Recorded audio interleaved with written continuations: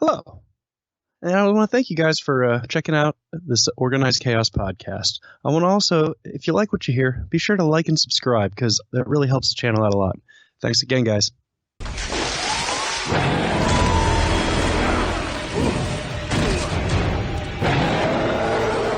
How was school today? What's wrong with you? Are you crazy? You're supposed to knock before you come into a girl's room. I very sorry. Miyagi apologize. There's certain rules to surviving. Believe me, I know. This Organized Chaos podcast is brought to you by JEMS Art Studio. JEMS Art Studio is an online store that allows access to prints that you can use for most anything, obviously as just a picture, or as a wallpaper, or as a bookmark, or anything you can think of. You can find JEMS Art Studio at etsy.com/shop/JEMS Art Studio. This podcast is also brought to you by listeners like you. Thank you.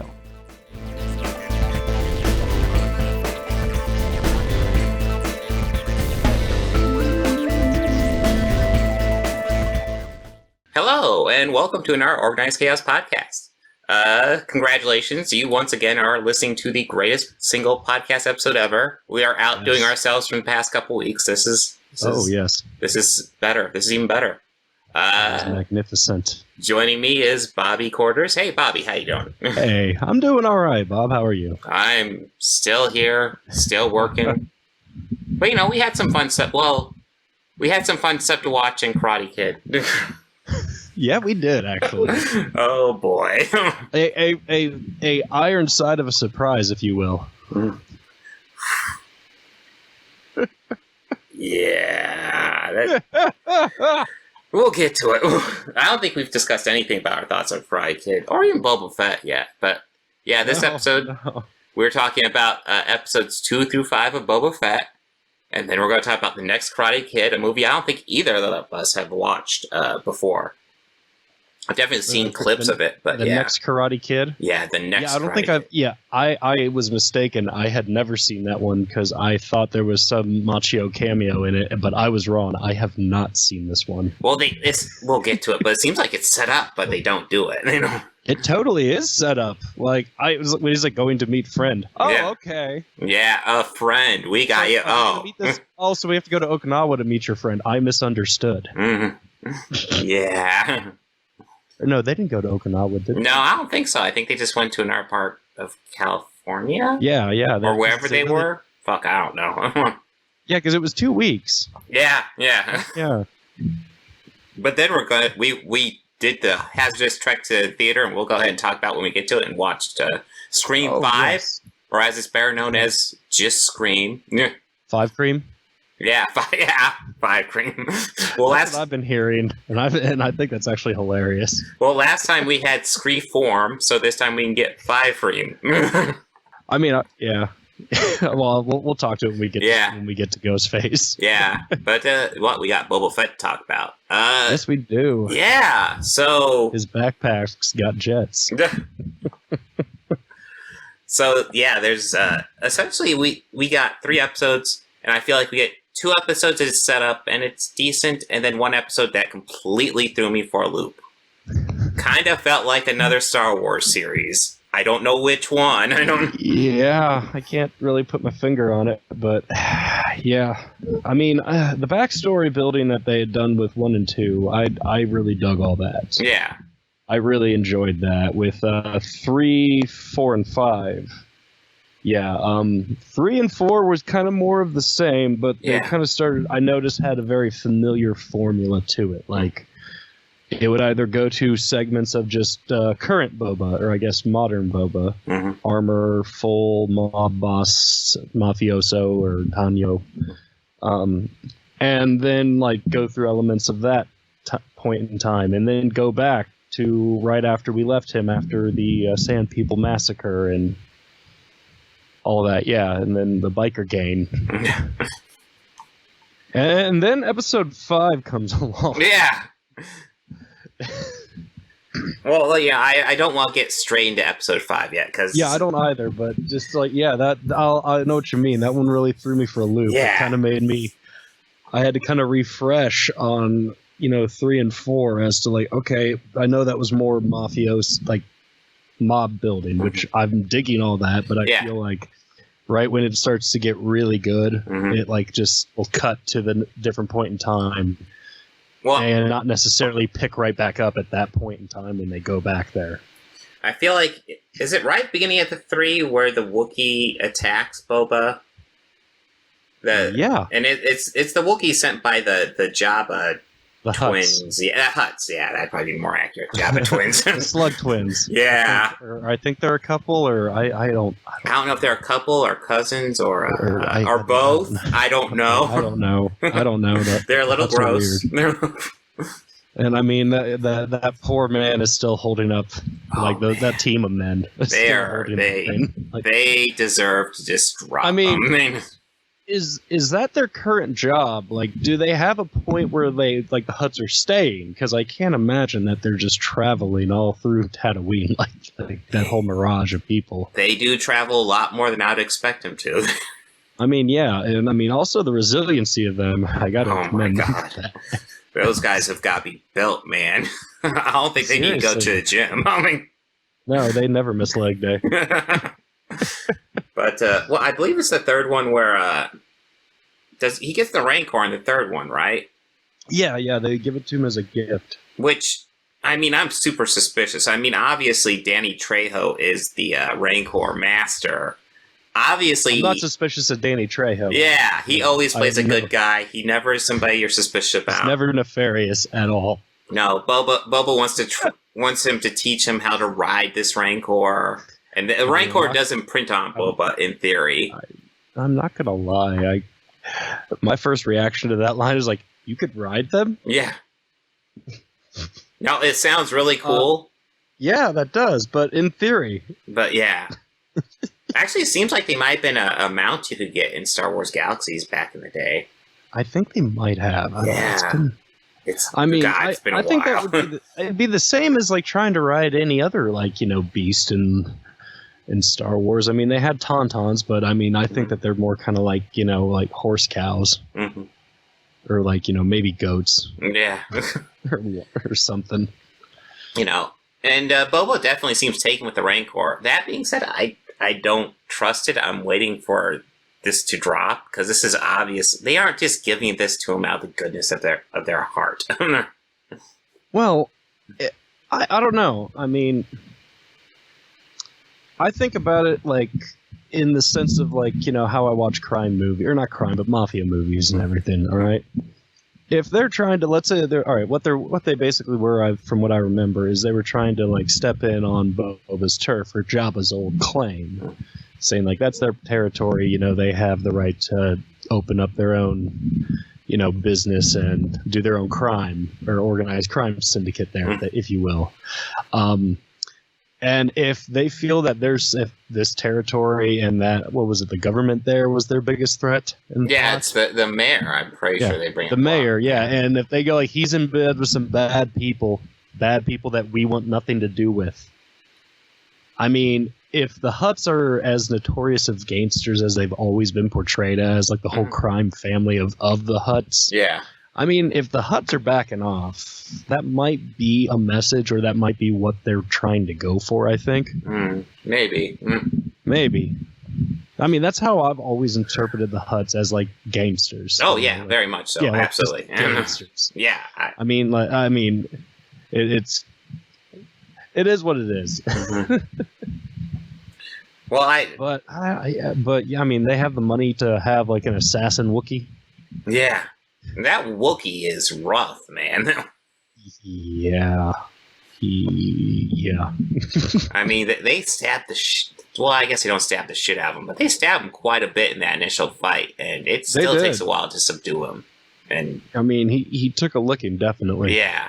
And then the fourth episode was, that's the flashback where he catches up with Phoenix Shan, who I assume that's from the end of The Mandalorian Season 1, when he catches up with her.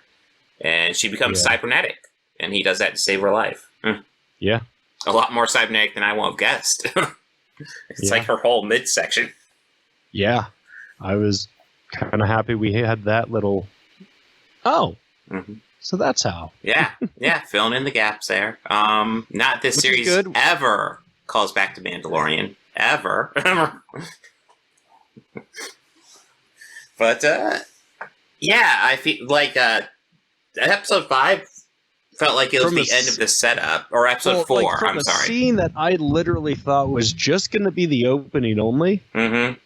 And then and then we would have had Boba for the whole episode, and like the last 2-3 minutes, Mando happens to go, "Hey." Mm-hmm. Yeah. Like, what's up? What's going on? Mm. Oh, you need help? You got it. Credits. And, that's what I was expecting. Mm-hmm.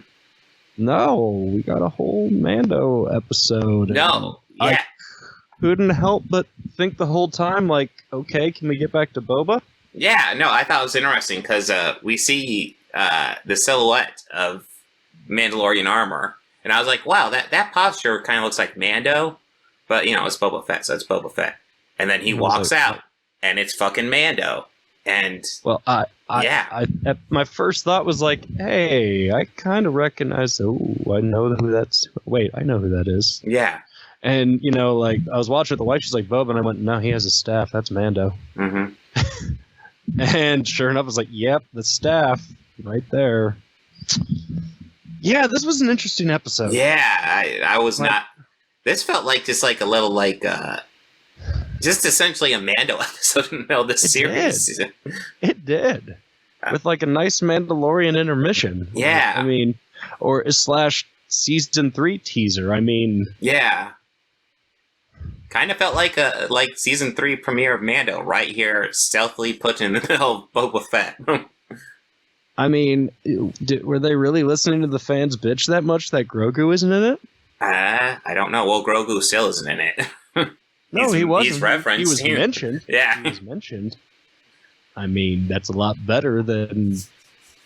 But then again, I would expect him at this point in that story just to be mentioned. Yes. I mean, if that's something that will pay off for a Mandalorian Season 3, cool. We could see what he had forged for the show. Yeah, that's true. We didn't actually see what it was.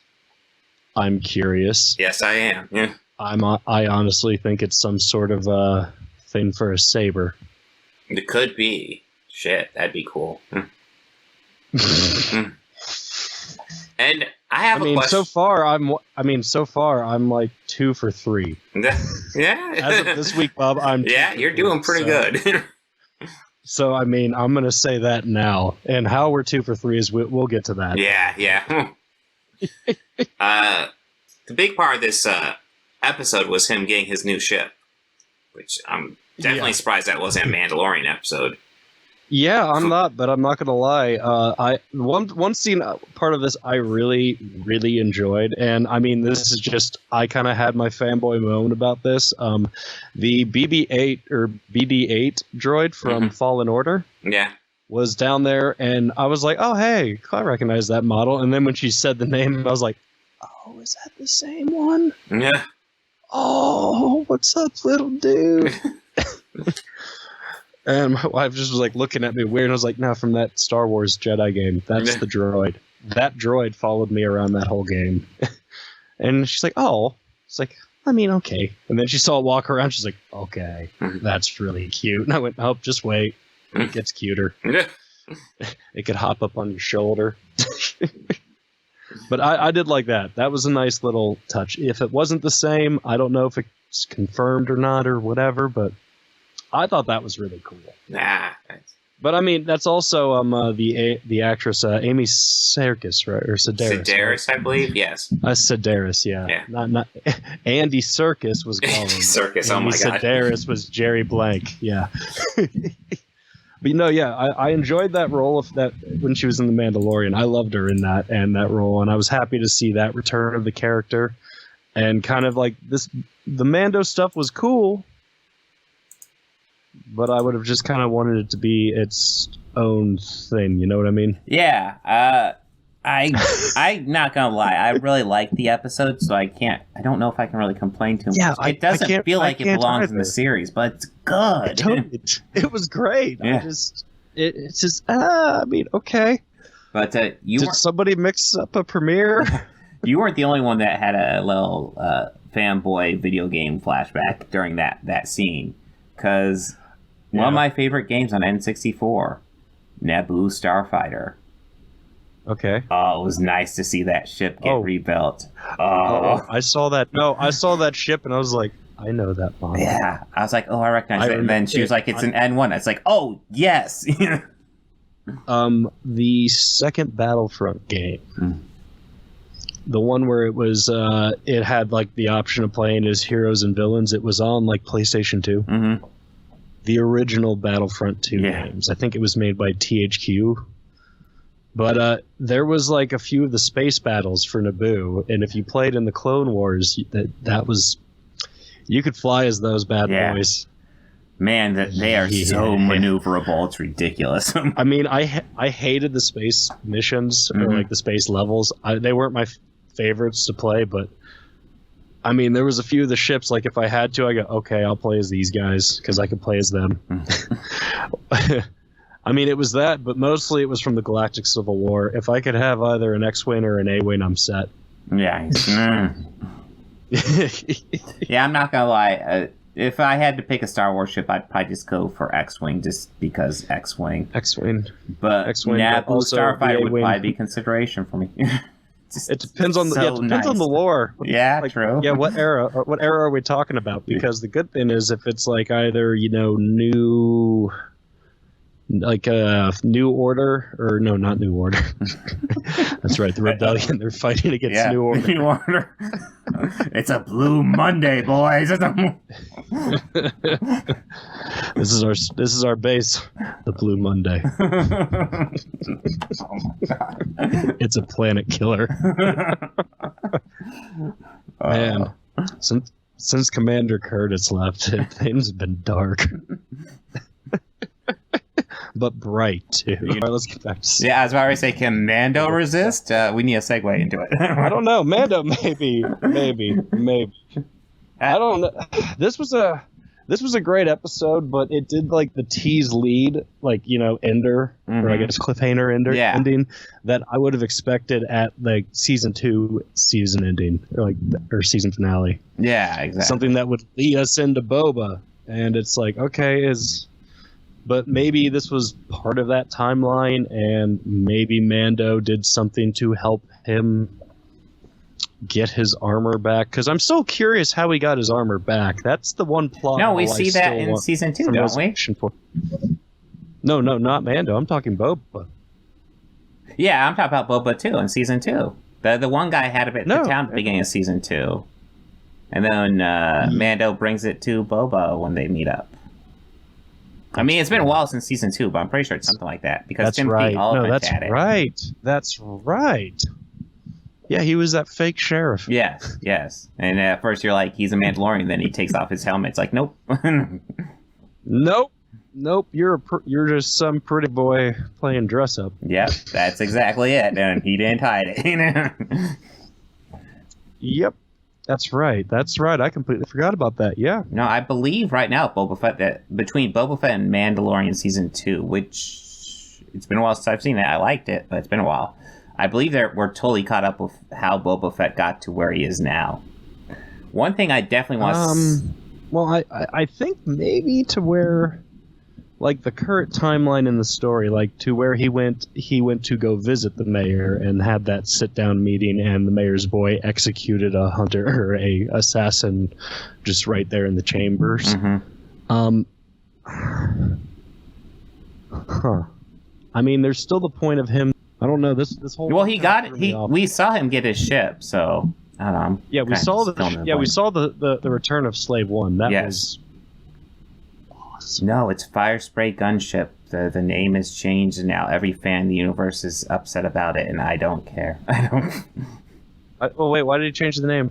Well, actually, to my understanding, it's just I'm not sure if the name was ever properly used in Star Wars canon. They're just saying, I don't know if they even changed it, but there's this rumor that they were talking about changing it. I'm pretty sure it was referenced in expanded lore. Now, if we're using film script and screenplay as concrete canon, no, I'm certain it was expanded on in expanded lore, but I almost want to say because it's the same ship from the Clone Wars. Yeah, I don't think Django ever says the name of it. I can't think.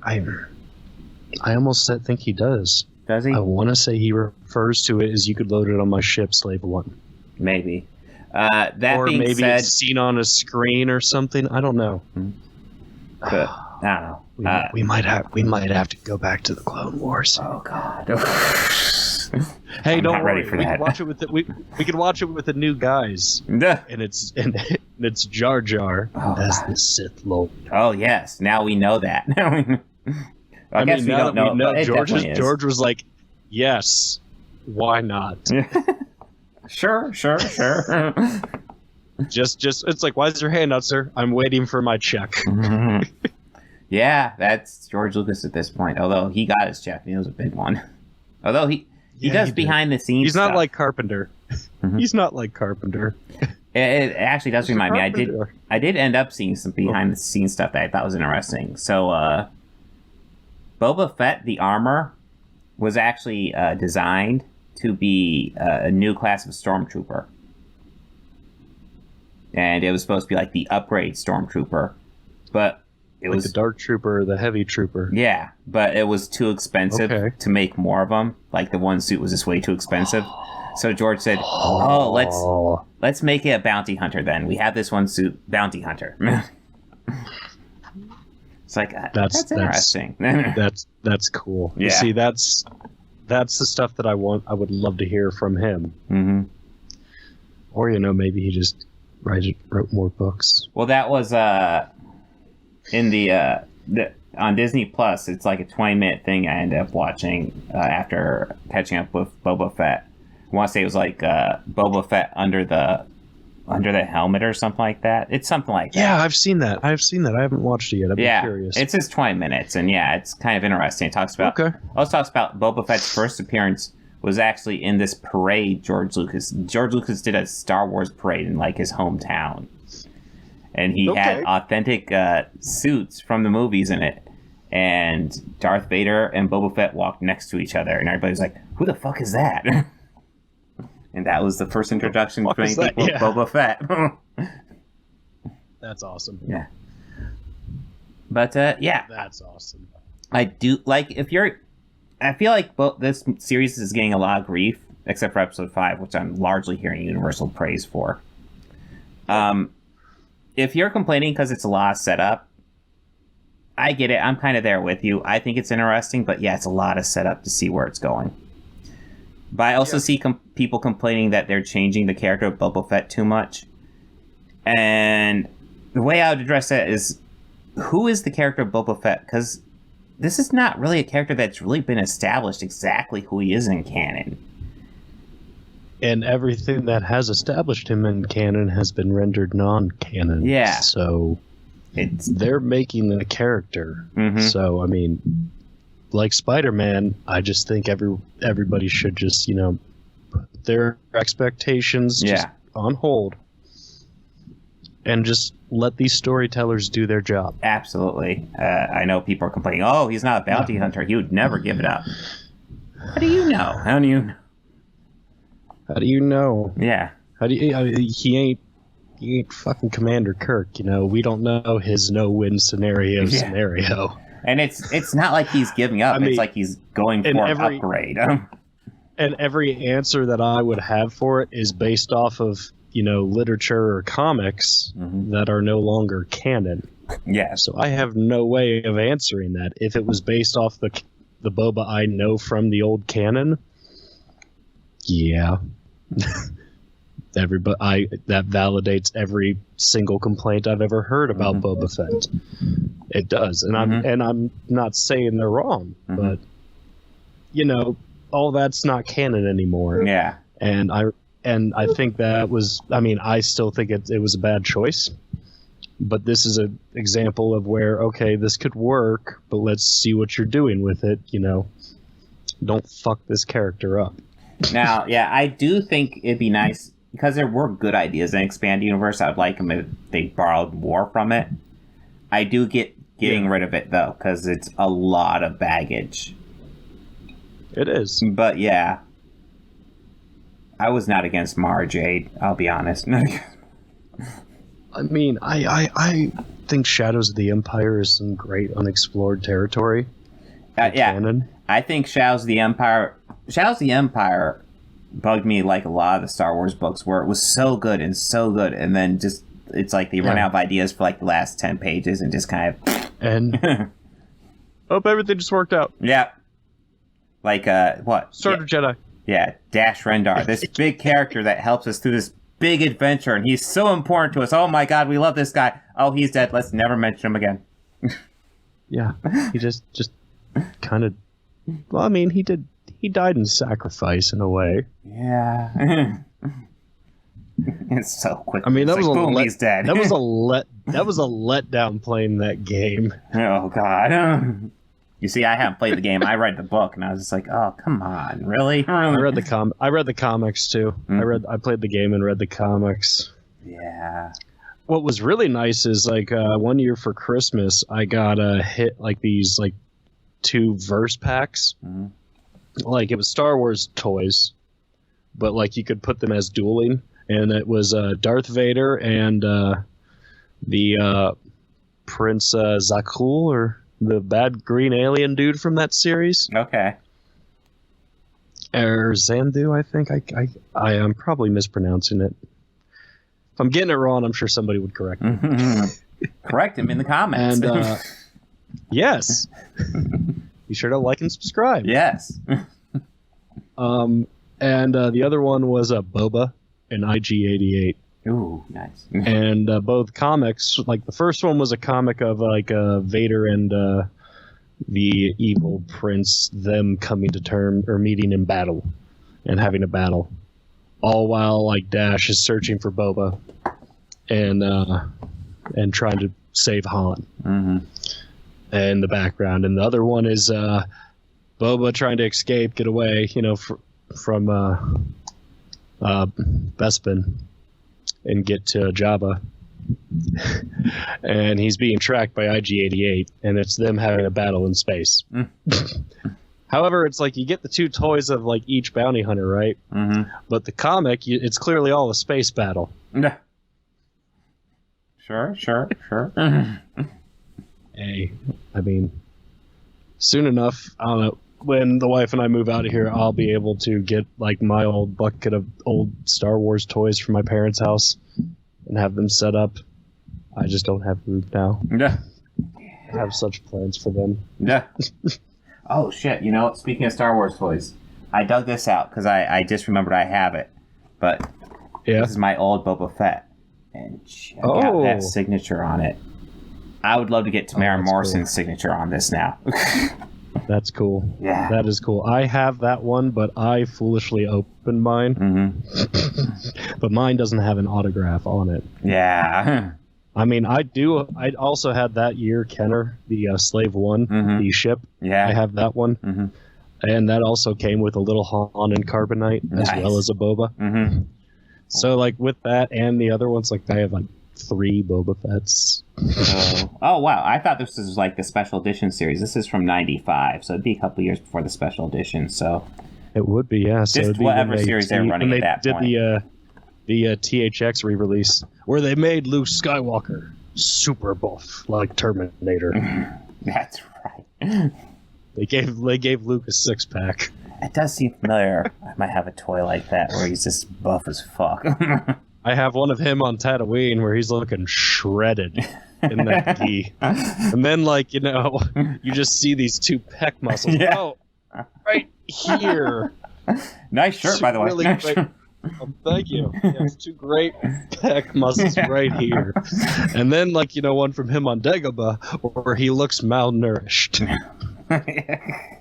Like little scrawny arms. Yes, those two action figures represent the characters 72 hours away from each other. Yeah. Yes. It was rough. It was rough. But yes, Boba Fett.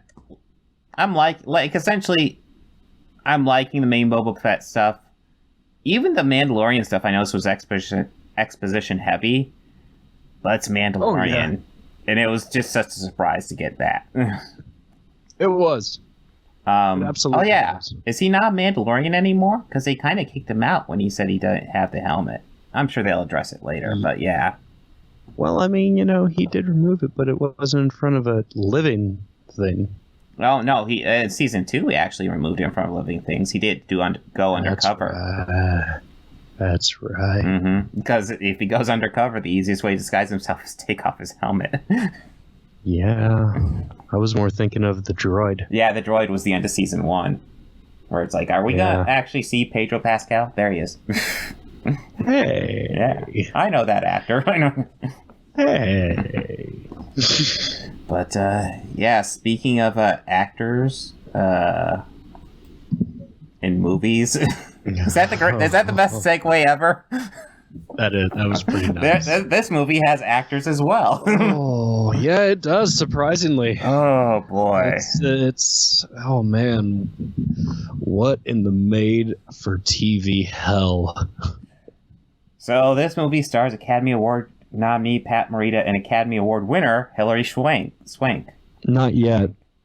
No, not yet. She had probably about 10 years until she got the Academy Award, but what was it? She had to break a neck or yeah. No, that wasn't what she won the Oscar for, was it? Didn't she win it for $1 Million Baby? I thought she won it for Boys Don't Cry. Oh, it might have been Boys Don't Cry. Okay, we're Googling it. She won it for Boys Don't Cry and $1 Million Baby. She's two-time Academy Award winner Hilary Swank. Well, she fucking earned it for both of them. She didn't win it for Next Cry Kid, though. Well, like I said, she earned it for those films. Yeah. This one, she was still getting her chops. Yeah. Well, she... Okay, I'll go ahead and say it. She was really bad in this. Yeah, she was rough. I don't know how much I blame her, because her character is written to be angry and pissy the entire fucking movie, no matter what. Yeah, I swear to God. It was kind of a poorly written character. Yeah. I agree with you. Really poorly written. Yeah, Daniel had his moods in the first movie, but he wasn't always pissy all the time. She is just pissy all the time.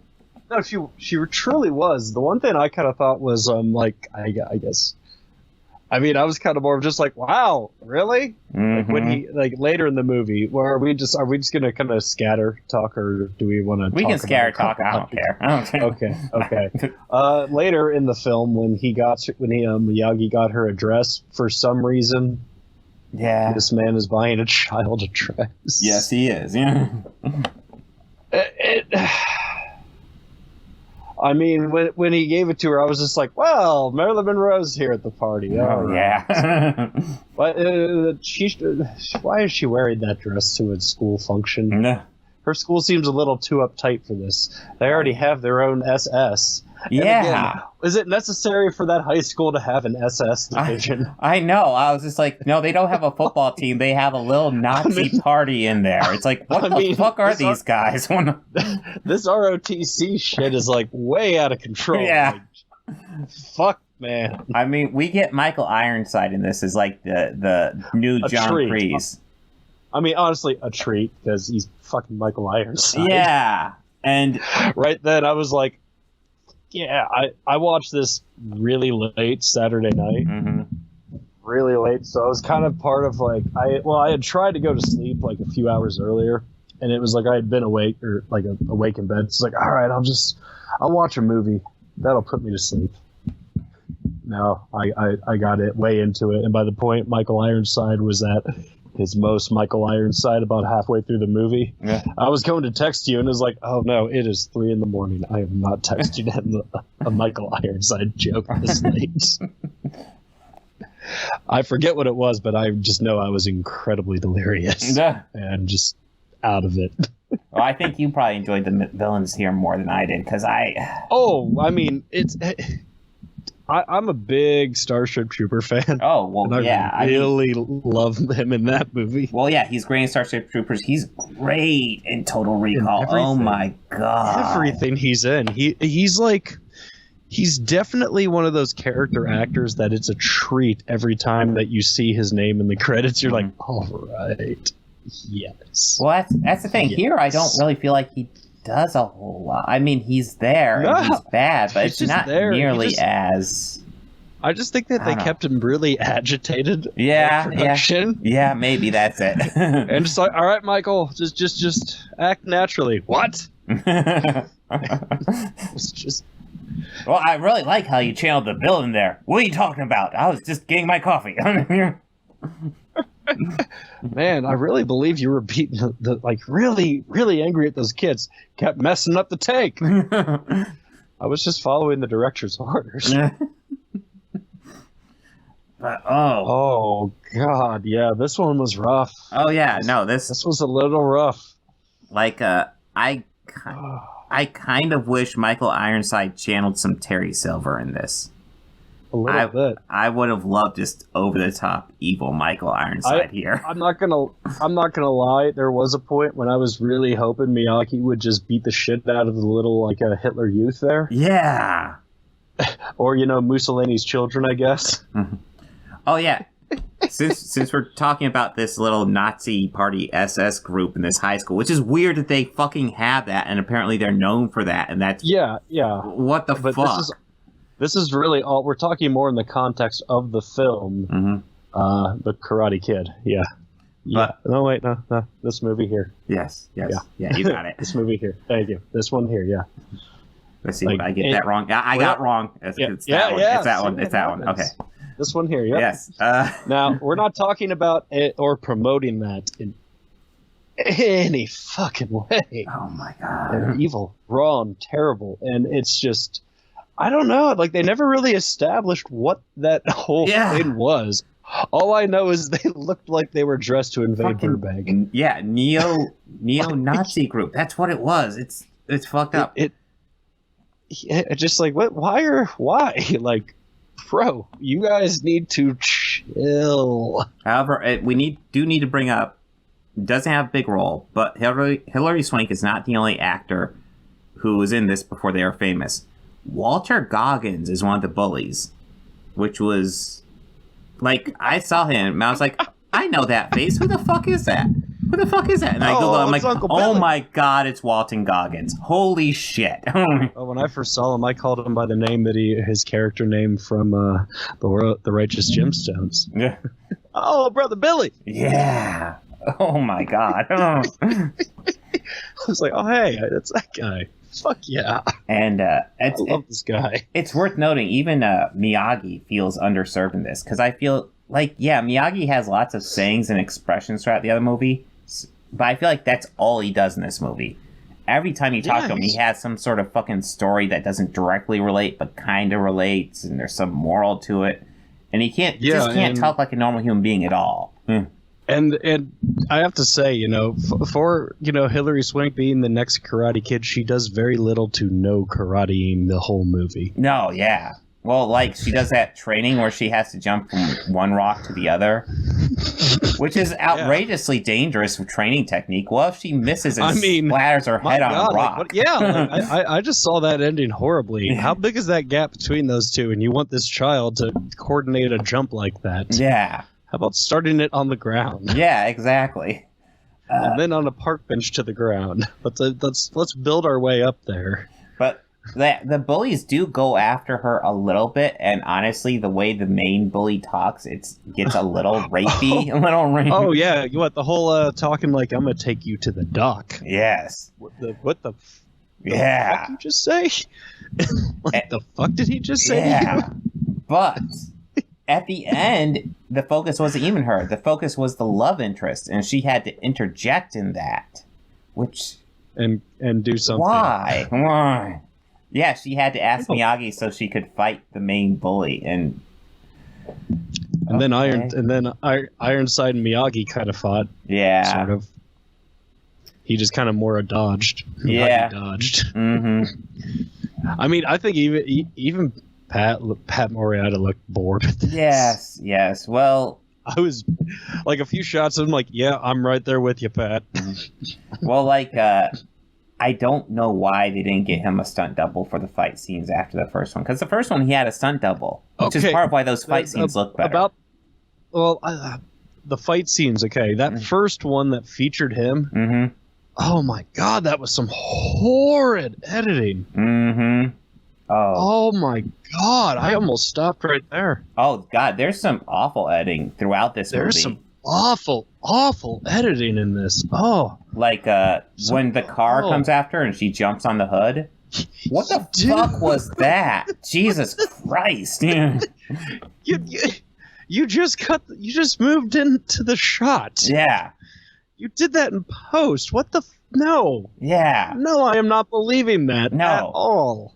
No, it's like she's supposed to do this really cool jump on the hood that Miyagi was impressed by. You don't see that. You see feet on a hood. And then a car comes towards her, feet on a hood, and then that's it. It's like, fuck. I mean, all it was missing was that little $1 Million Man sound effect. Yeah. Maybe what we're dealing with is an awesome editor and a director who just doesn't know how to get proper fucking coverage. Maybe. Just, fuck, I have to work with this shit. You fuck it. Okay. I will give you what you asked for. It will look like shit. It will... No, I'm just like, I will give you what you asked for and what you paid for. Mm-hmm. Yeah. What am I getting paid? A score bar? In my head. Nice. Yeah. In my head going, hey, fucking idiot. All right. Got it, boss. Well, this was the first of these movies, not written by, what was his name? Mark Kamen? Yeah, I think so. I don't remember the middle name he went by. And it's also the first one not directed by John G. Avildsen. He goes by a middle name. Robert Mark Kamen. Okay.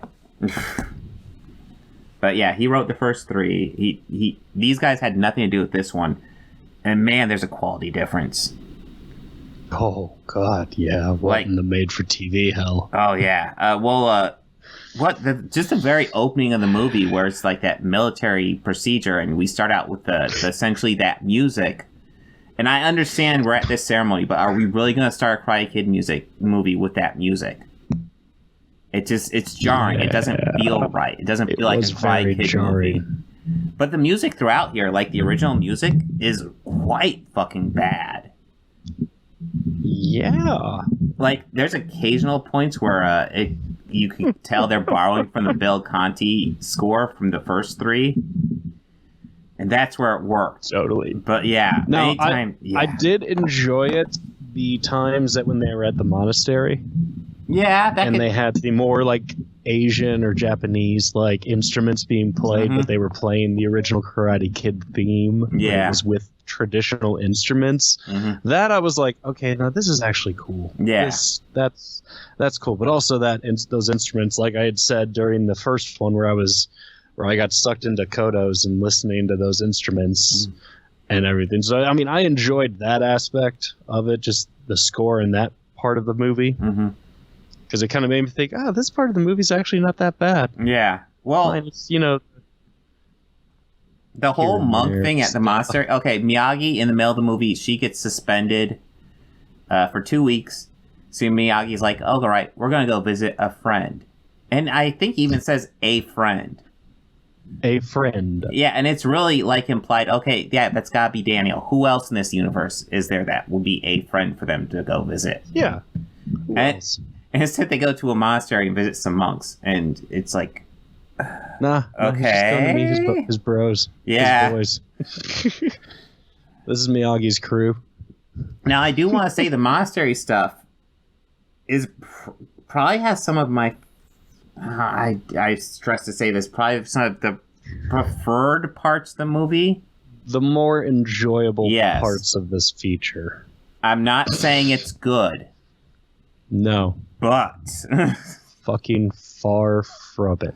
Compared to the rest of this movie, But Monastery yes, is probably the better stuff. this is the better end of this movie. Yeah. Yes. There's not a lot. Mm-hmm. But this is the better stuff.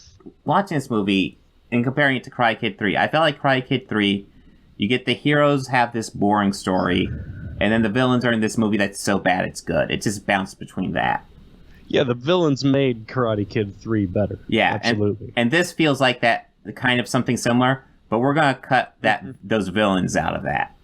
So we're just kind of bad. We're just kind of... Just make it all shit. Yeah. and honestly, after Karate Kid 3, I was like, well, this is probably going to be an upgrade, right? Because I have not seen this. I have not sat down and watched this movie before this. And it's not. It's not at all. Yeah, no. Mm-hmm. I also realize now that I was probably mistaking the Karate Kid 3 for this one. Yeah.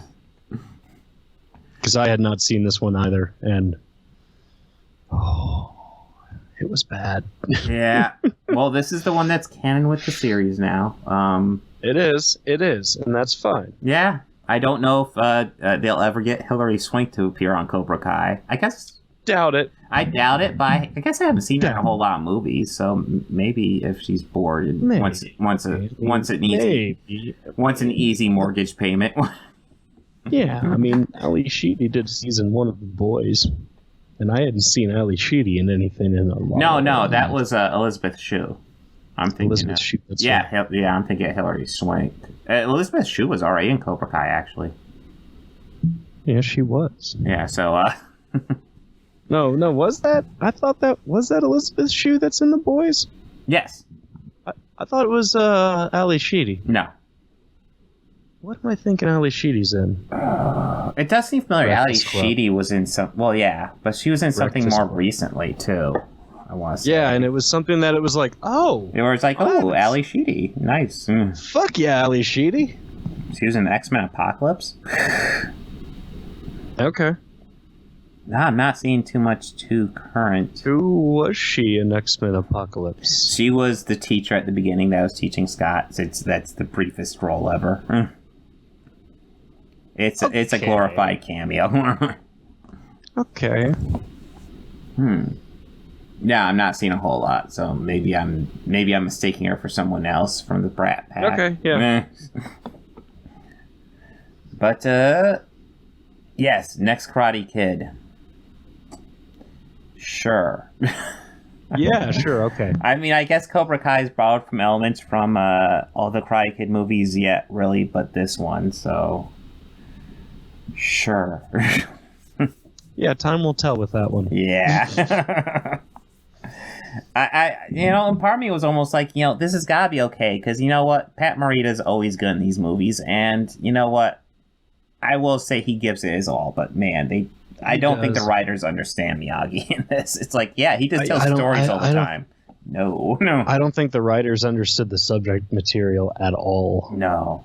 Like, they had a kind of understanding of it, and yeah, the writers didn't understand their material they were working with. This was clearly a cash grab. Oh, yeah. And I also feel it's really diminishing having the main villains really going after the love interest instead of like making Julie the center of this. Which, what the fuck was that about? I know. And what the hell was with the damn hawk? Yeah, the hawk. Yeah. It was never explained. Yeah, the hawk apparently had a broken wing but didn't have a broken wing.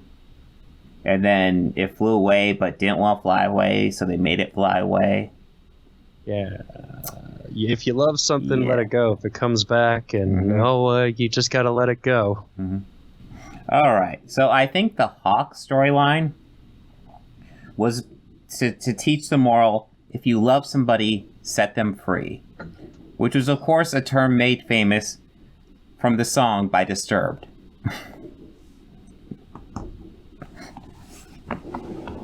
Right? I'm not gonna go with you on this one. I don't know, man.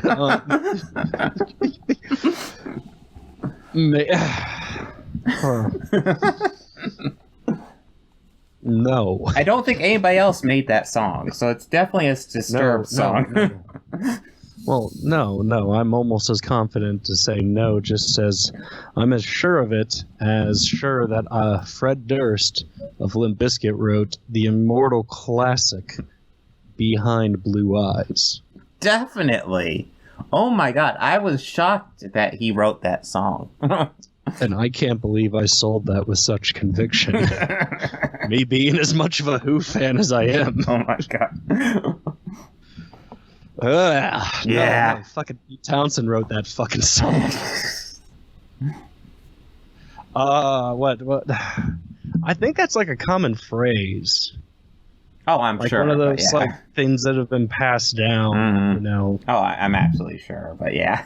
Or, you know, someone will say it was interpreted from some divine literature or some sort, but that's not what this podcast is about. No, this podcast is about talking about random movies. Yes.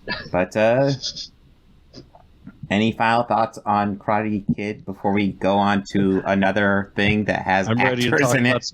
I'm ready to talk about some Jaden Smith next. Ooh, yes. The most important Karate Kid, by far the best. And by that I mean Cobra Kai, episode 1. Yeah. Season 1. But yes. If I want to watch Jackie Chan movie, let's say we should watch like one of his old ones that he made in Hong Kong. Yeah, probably. I'd probably be up for that. I'd say we should watch those. Yeah. I saw Rumble in the Bronx when it came out, so I've not seen a whole lot of those movies. I did too. I also saw First Strike, but I'd be down to watch Rumble in the Bronx again. Yeah, maybe we'll do that sometime. Nope. But that's not next. Next we have Five Cream. Everybody's favorite movie. No, this episode is totally a valley. We're going to start with something pretty good, then we're going to talk about something pretty bad, and then we're going up to something pretty good. Although I do want to stress, the pretty good stuff in this isn't perfect. It's pretty good, though. It isn't. There's, this is one I think where we haven't really talked about our full thoughts on the film, other than the stuff that you and I have already known or knew going into it. Yeah. Because I don't think I've told you what I fully think of it. Yeah, I think I've told you little bits. You said like what you usually do. Yeah, you enjoyed it, but, you know. Yeah, I enjoy most things. I'm pretty easy to please. I do, me too. I genuinely, I enjoy it, flaws and all, which is, you know, but I think this had a very strong opening. Yeah. Did a lot of calls to it. Now there's some things that I feel like with all of. Let's just talk about the Scream movies in general. Like, okay, with 2, okay, where she's like getting the phone call and some guy's like, "What's your favorite scary movie?" And, you know, she says the guy's name and, you know, she's like, oh shit. And she looks at her caller ID box. That was a brand new invention at that time when that film came out. Yeah. And now we watch it and, you know, I'd say younger kids or younger horror fans would watch it and ask, what the hell is that? Yeah. Just imagine in about 10 years with the whole like door locking app. Yeah. Or 20 years or I don't know, 30 years. Like, hey, I just think like stuff like that, it's cool, but I just like that does have the risk of stamping it in time. Like, well, that is, but these movies are kind of good on that. It is, and but then that's just a nitpick. Really, that's just a nitpick I have. It's completely minor. It didn't affect how I felt about the movie at all. I loved the hell out of it. The opening it started, like I said, very strong. And this one, I'll say that I thought that they amped up the gore. Yeah, no, they're making a new ball field. Yeah, I could go back and forth on that. I think this one's probably gorier during the actual like action, during the actual kills. It's way gorier, whereas the other one was gorier after the fact. The aftermath was gory, but like because there's even a deleted scene. I don't know which version of Scream you saw or Scream 4 you watched. But there's like an extended scene to that where Dewey is on the scene and he's at where the 2 girls died. One of them's fucking strung up by the chandelier and like they do a shot of it, and it's like, oh god, oh, this is horrid. I was watching the version I got from the library. Okay, so probably just the Theatrical, I imagine. Yeah. That was. I rented a copy from Amazon. And I realized which one it was real quickly. Yeah, I didn't realize. I didn't even know there were multiple versions. I was just kind of more like, oh, kind of don't remember that. It's the extended director's cut, I think, which has all the extended scenes. Yeah, or it was alternative scenes. Just, I mean, the same dialogue, just shot differently. I would be interested in watching the director's cut. I mean, it's Wes Craven. Yeah. And it was last ones he did. But yeah, now we got 5 cream, so that's 5 cream, yes. Yeah. Screeform is not the last one, now we have 5 cream. Yeah. Which was executive produced by Kevin Williamson, so I mean that was an absolute plus. Well, I will say this is the best Scream movie not written by Kevin Williamson. Yeah. Not a whole lot of competition there, but hey. Yeah, you know, like pretty low numbers to beat. I mean, holy crap, this was great. I can't even stress it enough. So, I mean, I did say, how I said earlier, you know, I'm 2 for 3. I feel that this has been out almost long enough that we could definitely dive into spoilers. Oh, God, here. yeah, it's been out for 2 or 3 weeks now, so yeah. Yeah, no, I mean, we're going to spoil it anyway, even if it just came out, but yeah. Well, yeah, absolutely, just no warning, and no or without warning, but if you've been listening to us as long enough, you know that we do that. We spoil the hell out of it super quick and without warning. Yes.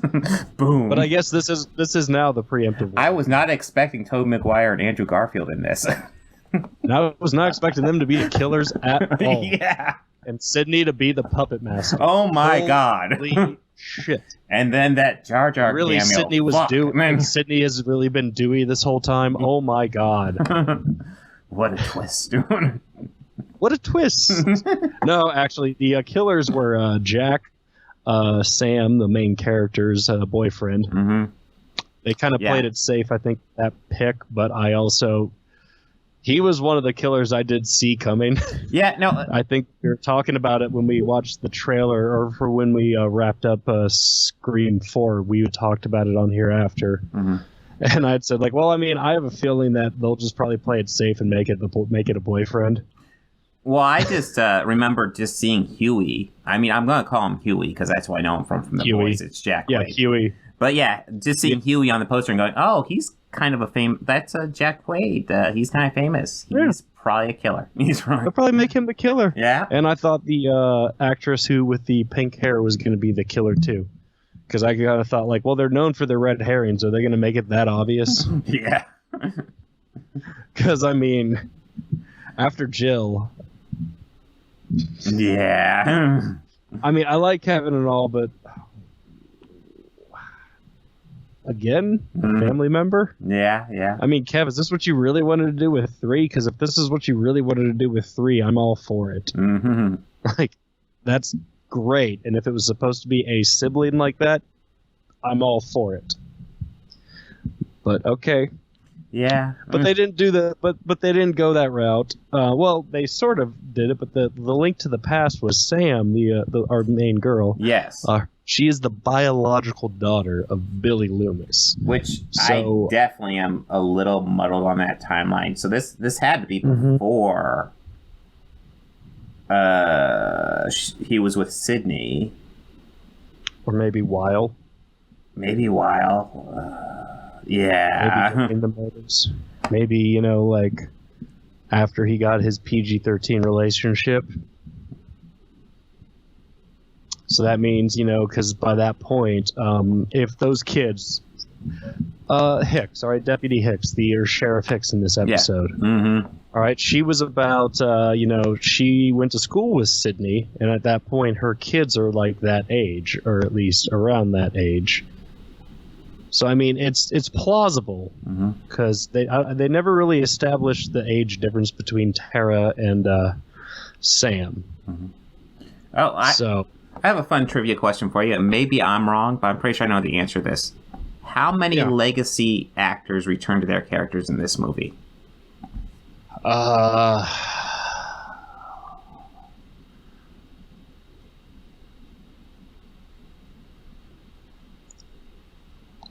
want to say 5.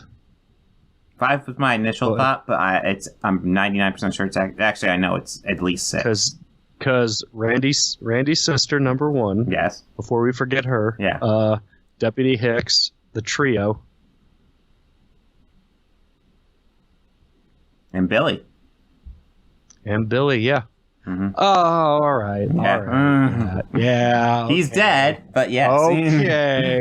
Well, I mean, he's make-upped and de-aged, but digitally de-aged, which I kind of found jarring at first. Not jarring, but just kind of, No, it's jarring, but... That took a little getting used to, yeah. That took a little to get used to, I wish they'd maybe done a little something to make it clear that he wasn't supposed to look...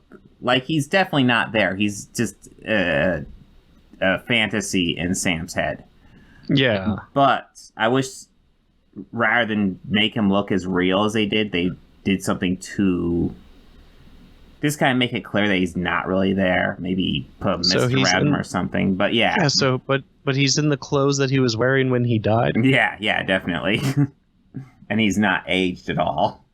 That being said, the CGI didn't bug me because it's obviously not really there. And it's obvious, yeah. Yeah. So that kind of, like I said, it took, it's weird, but it's okay. Yeah. That wasn't too bad of a trip in the Uncanny Valley. Mm-hmm. Wasn't too bad. But yeah, we do get the return of Randy's sister, which was actually the one I had forgotten about. I wasn't even expecting that one. Well, she's barely in it again. She barely has a bigger... Yeah. She has a bigger role than she does in 3, but she's like there for like a heartbeat. Literally that. Mm-hmm. I did love the Randy Meeks Memorial Theater. Yeah, that was pretty funny. That was really sweet. Also, all the little Easter eggs that were sprinkled throughout this whole movie. Like, I don't know if you caught this, but inside of Dewey's trailer, the box that had the word Tatum on it, he had her ashes. Did you see that? No. What was it? Yeah, inside of Dewey's trailer where he was living. Yeah. He had a box of Tatum's ashes. Oh. Yeah. Wow. It was like a little wooden box with a gold plaque and the word Tatum on it, and it was like, Dewey, and my other prediction was right. Yeah. I saw it coming as soon as he's like, no, and the doors closed behind him. I went, motherfucker, I was right. You're by yourself now. What are you doing? Yeah, like, motherfucker, I was right. Shit.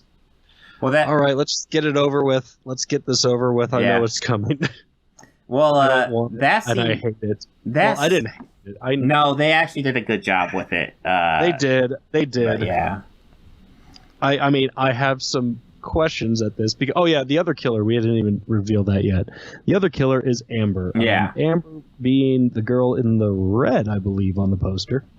Yes, I'm pretty sure that's her. Amber is the one being threatened by the killer when they're talking to Tara. No, it's her phone. It's coming from her phone. And it's later established that, my phone must have been cloned. Yes. Red flag. The fuck it has. No, the killer even says she left her phone unsupervised and so easily cloned, and yeah. Bitch, get a new phone. Yeah. Bitch, glue that shit to you. What the... But still, I mean, at this point, it would have been a red fucking flag right there. Well, in that scene where Huey dies, we'll just go ahead and say it for people listening. Dewey dies. He's the big one of the 3 that dies. Yeah. And he gets... Of those big 3, he gets the most material by far. Yeah, he does. And also he has the most screen time. Right before that, the scene back at the house where, before that, we find out that Deputy Hicks and her son Wes get killed. And actually, and honestly, my favorite kill of the whole movie. Yeah. Which one? Was Hicks? Sergeant? Yeah, or Sheriff Hicks. Yeah. Because it was completely not like anything we'd ever seen from Ghostface before. He attacked and killed in broad fucking Yeah, daylight. that's true. It was right out there in her front yard. Literal front steps of a home. I mean, I just enjoyed that part about it the most. I was like, holy shit, I was expecting them both to die, but holy shit. Holy shit. Okay. And also, Wes's death was quite graphic. Yeah. I was surprised about that knife through the neck going slowly. Ooh. And then you see it slowly just pull out and come out the other side. Yeah, no, that was I was just kind of, oh fuck. Yeah. That got a laugh of one of the 8 other people in there, but I did loudly react to that. I was like, fuck. Well, I just Ow. Going back to Dewey's death, I felt like that was an obvious Easter egg as to who at least one of the killers was. Because obviously you have the killer in Ghostface, and they're going after Tara, who, shockingly, the attack at the beginning of the movie, that character actually survives. Yeah, but she's in the hospital. She's fucked up for the rest of the movie. Yeah. Oh, yeah. She's like sidelined for most of the movie. Actually, almost all of the damn movie. But Ghostface goes to attack her. Yeah. And she's trying to get around on her wheelchair. Meanwhile, Huey is there to hang out with her. Well, not Dewey. I'm talking about Huey. You just threw me off there. I thought we were talking about Donald Duck's kids or nephews. Yeah. But anyways, he's there, and Ghostface cuts his arm, and then he's out for the rest of the scene. Yeah. From a cut on the fucking arm. Meanwhile, Tara is injured beyond belief. Just barely getting around. Probably missing all arteries and veins. Yeah. Too.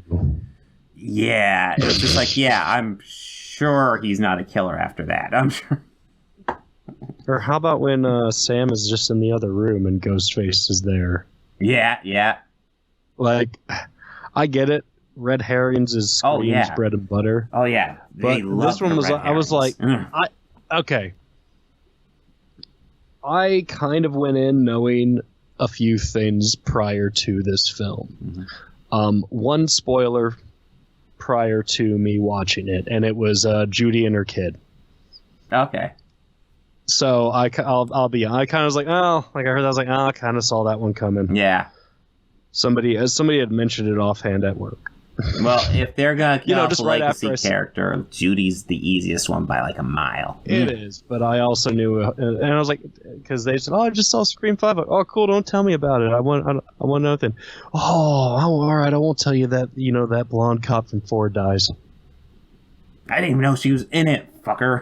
It's like I didn't even know she was in it. Yeah, the blonde dude from the trailers. Yeah, that's it. That's his mom. Yeah, he gets it too, dude. Shut up. all right, I'll shut up. Like, we'll go see it. We'll talk. I'm like, that's that.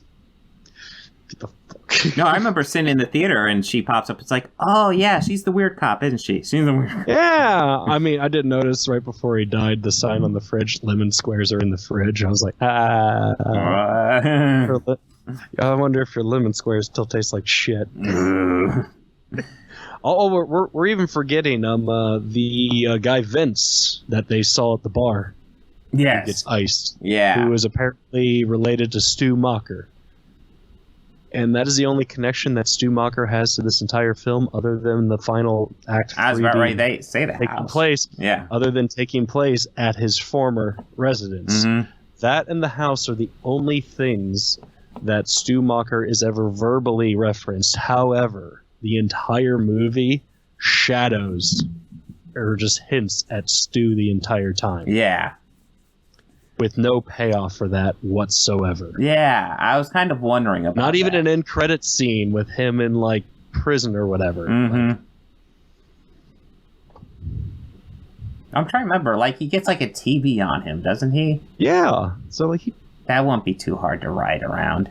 I mean, know, Huey's been like Dewey pincushion. Yeah, Dewey's been a pincushion throughout all these movies. So for the next movie, all of a sudden Dewey's there, and they're like, "Oh yeah, the injuries he suffered in 5, because of all the other injuries throughout the movie, he had so much like extra skin and scabs built up within his body that the injuries in 5 didn't kill him."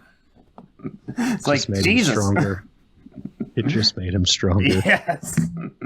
No, I didn't really enjoy this. I even though I saw it coming, I still didn't like watching Dewey die. Yeah. Yeah. I thought I'd be ready for it, but I wasn't ready. Of the three, like, main returning characters, Dewey was the obvious pick to die, even though you don't want him to go. No, I even knew Gale would get sidelined right at the beginning of the third act, as per tradition. Yeah.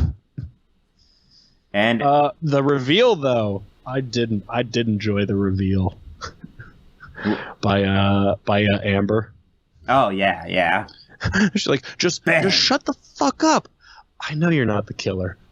Boom. Yeah. Welcome to Act 3. And I'd be like, oh my god, yes. I'm in it. I'm in here. I'm here for it. Yeah. Yes. How the hell did you lift Dewey up? Yeah, no, I do wonder about that one. That was an intense kill, and she definitely did that. She talks about killing Dewey, too. That's the first time, I think, in this series where we ever hear the killers brag about the kills. I mean, sure, Scream 2. Mrs. Loomis brags about killing Randy. You know, Randy talked badly about my Billy, and I got a little knife happy. Like, making ownership for that. And again, in Scream 4, they also each made some, like, I think, the kid, the boy, the Culkin, Charlie. Rory, they Culkin, say, Charlie, yeah. Charlie says, like, you know, like, do you see my footage of the Robbie kill? It's probably my best yet. You know, but it's also implied that, I mean, obviously he killed Olivia in that movie. Yeah. Obviously he killed Olivia. The first two, I don't know which one did it. That's one I'm still kind of debating on who killed who on the opening kills. But yeah, that's like the bragging about it. I kind of really enjoyed that little aspect. Yeah. I didn't care for their motive at all. Well, no, what their motive was just to do a whole new Stab movie. And that was it. And make it based off new events. Yeah. Because they've run out of ideas, so they're going to refresh it. Yeah, that was weak. That was a little weak. A little bit of like it's like a firework that's going up, and yeah. I will say, I was like, oh, okay, well, let's just wrap this up then, guys. One thing it was a good run. One thing I did appreciate about this movie, though, even more than the other ones, even though the other ones, the sequels get this way, while the other movies are more like general horror focused on past horror movies, this one's very focused on past Scream movies, or in canon, Stab movies. Stab. Yes. I did enjoy that. Yeah. It's very focused on that. It's like the Screams universe owns Scream. Yeah. And it's through the Stab films. And I've always enjoyed that joke with it. And it's been something that's so interlaced with this franchise that it's just it's kind of nice, the throwbacks, or not the throwbacks, but at least the reference or calls to it throughout the whole film. Oh yeah. Well, yeah, even the beginning, the killers, the trivia is Scream movies. Is Stab films. Yeah, I'm sorry, Stab, not Scream. Completely different franchise. I don't know how I get that confused. I also did appreciate how we got to see brand new footage from Stab in this movie. Yeah, they record some new stuff. I really liked that. Who was the actor playing Randy? I don't remember. I don't know. Because he was super familiar. I don't know, but that was really cool. Yeah. I also kind of liked her mirroring, her uncle in that scene. I did really like the twins. I'd say the twins were definitely my favorite characters out of the new cast. Twins. I'm trying to remember. The Randy's niece and nephew. Oh, sure, yes. They were definitely my favorite characters out of the new characters, and I'm happy they both survived. Yeah. Very happy they both survived. It took me a minute to realize that the boy survived, because I was just thinking, like, who the hell did she just give a thumbs up to? Because they just closed the doors. I didn't see who that was. Who the hell was that? Who the hell was that? And then thinking, like, they say that, okay, they say name. Who was he? Who was he again? Oh, he's her brother. Oh, good, her brother survived. Hell yes. Hell yes. I think Sam and Tara the actresses were both very great. I really enjoyed their characters as well. Mm-hmm. Yeah, no, Sam was essentially the new Sydney. If I had to throw like shade at this, because overall I actually thought this was very good. I was very caught up in it. Sydney is super sidelined in this. Like, really my God. I mean, she says she does give off a better payoff than what we already saw in the trailer, just by one adjective. Oh, yeah. Just like, I'm Sydney fucking Prescott, of course I own a gun. And that's just like, I was like, yeah, that's how I imagined that line originally went when I saw it in the trailer. Mm-hmm. But that's how I imagined that she originally said to Dewey. I mean, part of me gets it, because it's like, yeah, we're bringing in the legacy characters just to bring in legacy characters, because duh. But we're literally passing the torch, though, what I felt. They literally were passing the torch. Well, I did read that, Nev Campbell did agree to one more. Really? Yeah, but she has, like, one condition. Mm-hmm. And I think it's that she's not going to die on screen. That she doesn't die on screen? Yeah, I think it's that. Or if she does, it will be off screen. Well, I don't know. Usually when they request that, they request dying on screen, because that's tougher for them to come back then. Yeah. Anything done off screen, anything done off screen is easy to ride around. Well, yeah, it would be like Heather Langenkamp doing that at the end of 3 of Nightmare 3. Yeah. But yeah, I don't think I enjoyed this as much as you did. That being said, I thought this was really good. Yeah. Well, I'm also a big fan of this franchise, too. So. Oh, well, that's the thing. I don't think I'm as big a fan. That being said, I really enjoyed watching through it. I kind of enjoyed doing the series with you, going through all these. You do see the appeal. Oh, yeah. Oh, yeah. It's the humor. Like, you grow to appreciate the characters and how they are. Now, that being said, I think that this is probably a more accurate representation of Gale that mirrors the first one. Oh, yeah, yeah. Because she's more similar to that character at that point. Mm-hmm. Like, I think the best use of that is, when Dewey first sees her and she turns around, sees him, and starts beating the shit out of him for texting her. Texting. Yeah. Ghostface is back. Texting. Not calling, but texting. Well, I would say... I also did feel like Gale was sidelined a bit, because she was anchored there, kind of. Essentially, I knew Dewey was dead when she was like clearly like okay with him, and it was clear it won't take much for these two get back together, and that they were on a good path. Yeah, I knew he was dead. It's like, oh, dude, you're so dead. You can't be like that in a horror movie. You can't be like.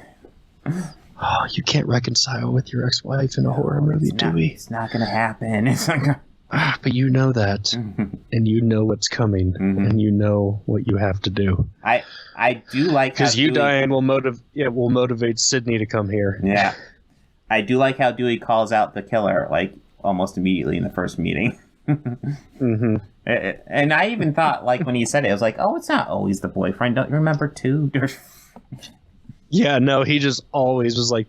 And how long have you known him? Yeah. And he's asking her questions and not taking his eyes off him. Yeah.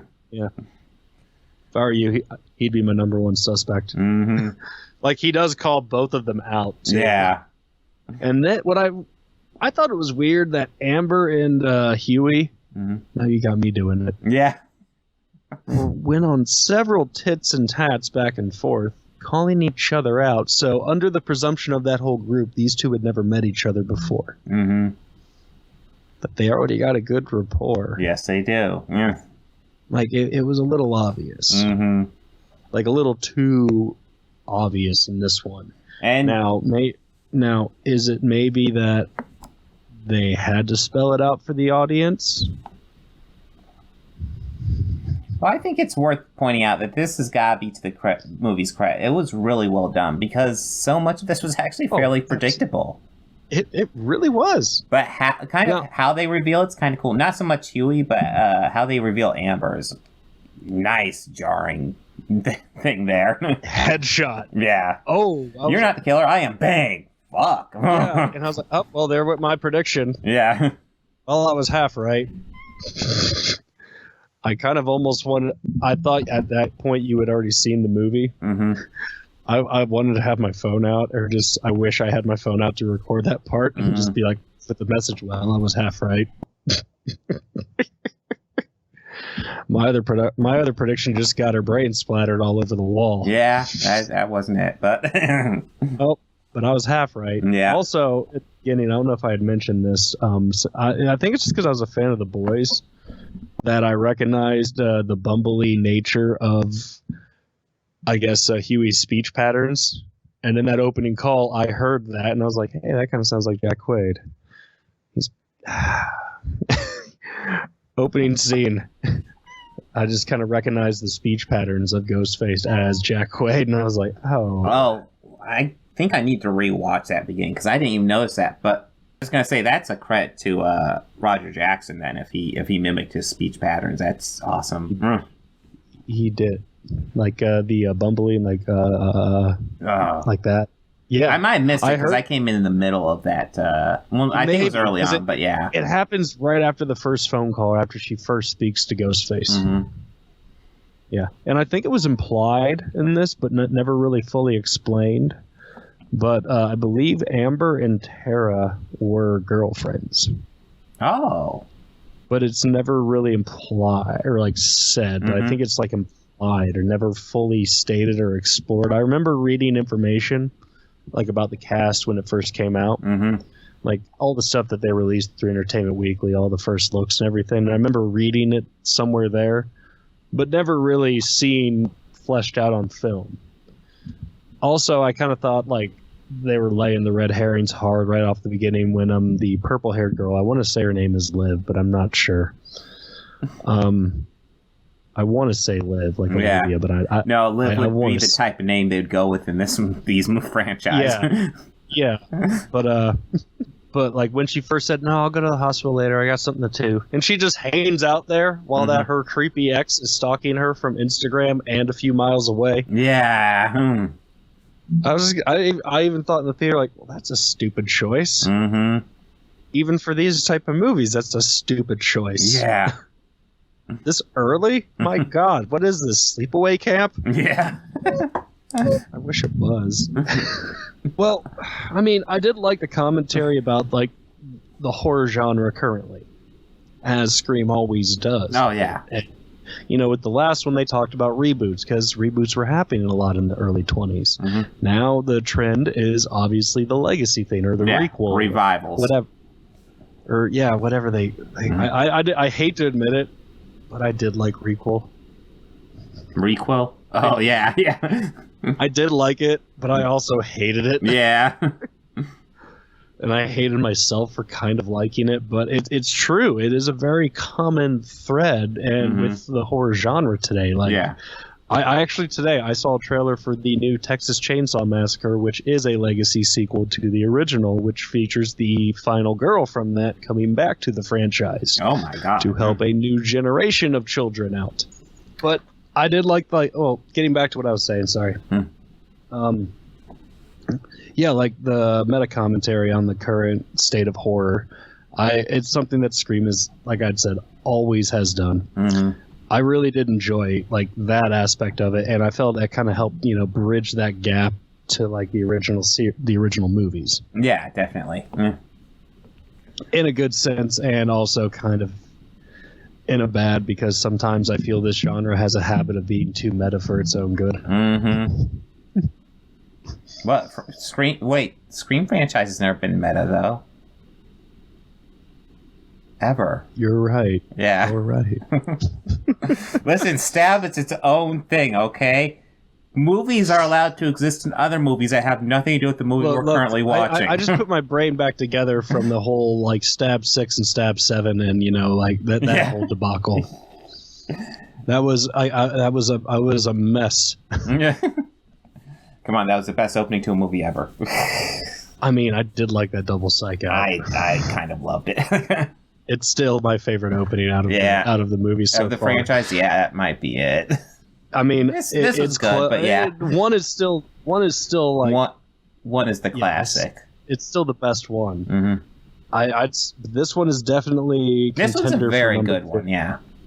Very, very good contender for number 2, as in the sense of an opening. Now, the reveals, however, I still say, again, I got to give it to 1 for the best reveal out of all of them. Mm-hmm. This one, it wasn't as good. I kind of thought the reveal in 4 was better.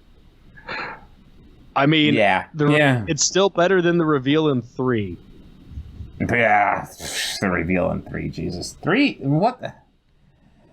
I think Sydney made the same face. The entire audience went, huh? I think if we break down where Roman needs to be in order for all the kills to happen, that 3 just probably falls apart.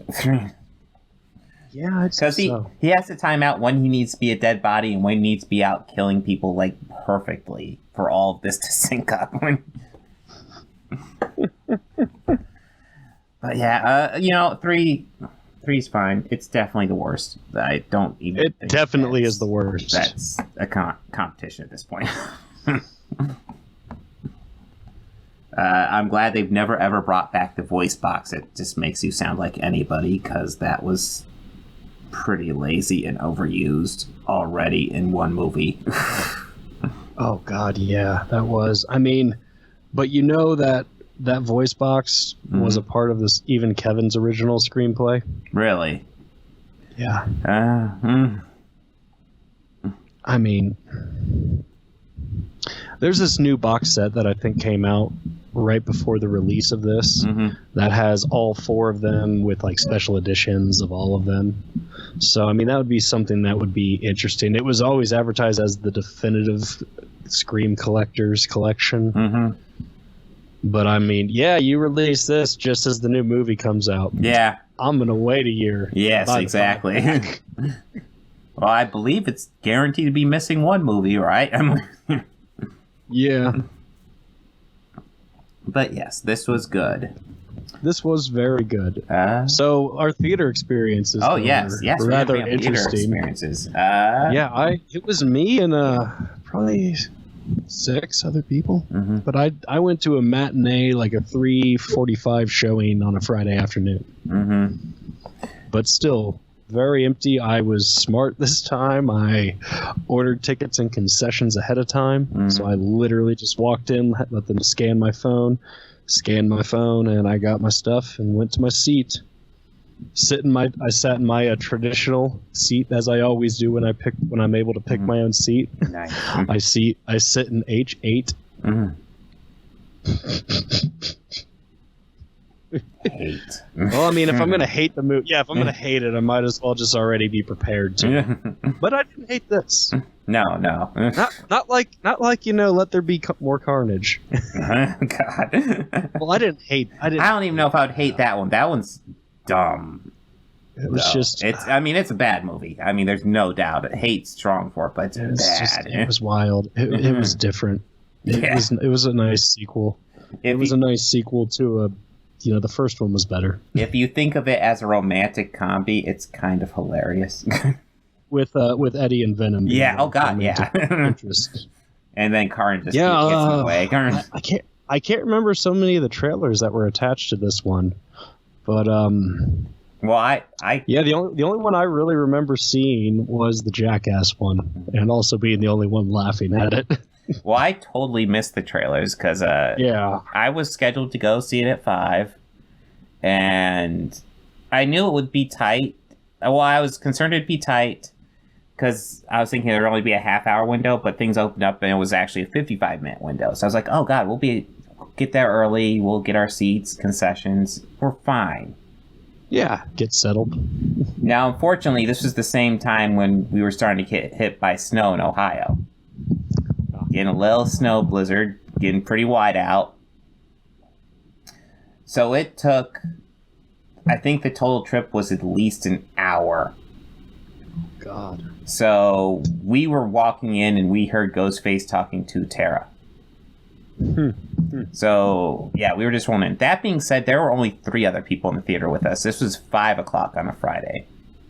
Wow, yeah. So we're getting into Friday evening, and there's nobody in this fucking theater. It's a big complex. And Yeah. I went to the one by the Polaris Mall here in Columbus. Mm-hmm. Yeah, and nobody. I wasn't in one of their bigger auditoriums per se, but it was still a pretty decently sized one. Like, it still had a back row access to the exits. Mm-hmm. Didn't have a bathroom up there, which I was a little pumped out about. But yeah, it's goddamn Ohio weather. Oh well. Yeah, it's supposed to be getting worse in a couple days. Yeah. Yeah, we're supposed to get like, I don't know, the local boys here up in Columbus. They're saying that it's just going to be all about 1 to 2 inches of snow, and everything else will be ice and sleet, ice, rain, and sleet. Which sounds National Weather much Service worse. says something. yeah, but according to the British Weather Service, it's saying 4 to 6 inches. Mm-hmm. No, there's like this pink line. I think it's Columbus. It goes through us as well. This like pink line of just Columbus, shit going through Columbus Ohio is like just at a vertical. Center of it. I'm looking at it going like, oh, look at that. Mm-hmm. We're not even near a line of difference in color. Mm-hmm. We are all pink. Yes. That is lovely. Hey, Bob's on that too. Yes, I am. Hey, buddy. Yeah. So we'll see what happens in a couple days. Knowing Ohio, It might be nothing. It might be 60 degrees the entire time. One of those days, it drops to 55. Yeah. Oh, it's slightly cooler. But, yes. This is an excellent movie. So, next week. I didn't stay for the full final credits of this. I did kind of check out once I got home. But I did see... I missed this entirely, and I'm a little sad. Because I know immediately after, the final scene, it went to black and it said For Wes. Yes. First and foremost. Mm-hmm. I know that they also did the throwback 1996 style of the credits of all the cast. Oh, really? Stars. I didn't even notice that. And they that. played a more modern, and they also played like a modern version of Whisper to a Scream. I didn't even which notice was also that. what oh played. my god. Mm. I later went home because, I had to... Little personal note, I don't play away games. There's no away bowl games for me. Mm. So I had to go home. Yeah. I had to rush home. Yeah. So I later went home. Once I was home and I was all good, I later checked to see if there was an end credits scene that I might have missed that some good non-spoiling Samaritan posted up on YouTube a few days after it was, released in the theaters or anything like that. But yeah, no, I saw that whole ending sequence, and then again it said dedicated to Wes. Mm-hmm. And it was just that's the feels right there. Yeah. That was it. That was the last thing I had on screen. 5 Cream. Yeah. 5 Cream. Yeah, so next week, it seemed like our rough plan was something kind of a bit more casual. I want to take, I don't want to roll right into Cobra Kai. I'm not even sure when you want to do Cobra Kai immediately. I don't know. But we can wait a little while. Like last week, we brought up Hudson Hawk. You brought up Hudson Hawk to me, and I had to bring up Time After Time to you. I haven't seen Hudson Hawk. I haven't seen Time After Time for 20 years. I've never seen Time After Time. Okay, we'll talk about getting you to see that. But yeah, I was thinking we could talk about that. I'm actually very happy that you're wanting to watch Hudson Hawk. Yeah, let's check it out. It's a great Bruce Willis comedy, and it's just so off the wall. And it's also one that there's some jokes that fly and some don't. It's kind of like Johnny Dangerously. Yeah. But yeah, we'll do some fun stuff. But we also have 3 episodes of Peacemaker to catch up with, so that will be the anchor for the episode. But yes, I'm kind of looking forward to it. God, I'm kind of excited to watch Time After Time again. I hope it's as good as I remember. Because I remember really liking that. Good news is Hudson Hawk is still on Netflix. Mm-hmm. Yeah, and it's not leaving anytime soon from what it says. Okay, good deal. Yeah. But yeah, that's what we got for next week. If you guys have any requests, you're welcome to put them in the comments. Comment. Oh, yeah, absolutely. Comment. Please. If there's movies you want us to watch. Comment. This is only the best podcast in the history of all podcasts. You need to comment. Or if whatever you're listening to or watching this on, if there's movies that you feel that we should watch for appreciating great trash, we'll gladly take your suggestions. And if we get a lot of them, we'll even make a poll. I would be interested to actually go into a movie where we're both cold, where we've not heard of it. We don't know anything. That would be interesting. That would be interesting. Because, like, we've talked about this, and you've asked me about Neil Brenn before, and I told you I'm not that familiar with his stuff. I've not watched it, but I've seen lots of stuff on it. I'm aware. Yeah. I've seen a lot. Yeah, I'm the same boat. I've seen a lot of stuff on it. I have never watched one. Yeah. I've seen clips. I feel I've got the gist of it from that. Oh, yeah. But, yeah, if you guys have any comments, please let us know, because, we should do Appreciating Great Trash sometime. We should. I've been trying to find something that I feel fits that criteria perfectly. Actually, one just came to me. Ooh. Morons from Outer Space, or have we talked about that before? I don't think we've talked about it. I know I've mentioned it for the segment. Mm-hmm. Okay, yeah, so how about we add that one on? Well, let's put that on the board. Yeah, I was about to say we could consider that for 2 weeks because we already got 3 things for next week. I feel like 3 things is kind of our good setting because I feel like once we start getting past there, it gets insane. Time After Time, is it like a 1979? That sounds right. Okay. But yeah, H.G. Wells. Yes. Okay. All right. But yeah, we'll talk again next week. We got some classics to talk about. Yes, we do. Everyone have a good one. Take care.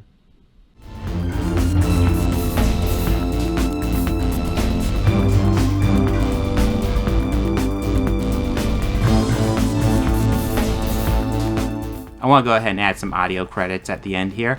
The theme music you're hearing at the beginning and end of this podcast was written and performed by George Johnson, a very good friend of mine.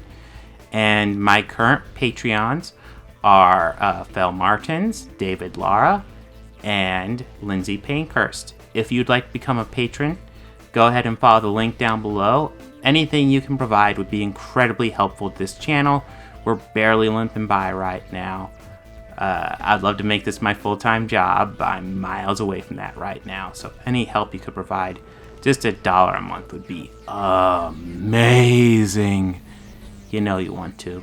All your friends are doing it.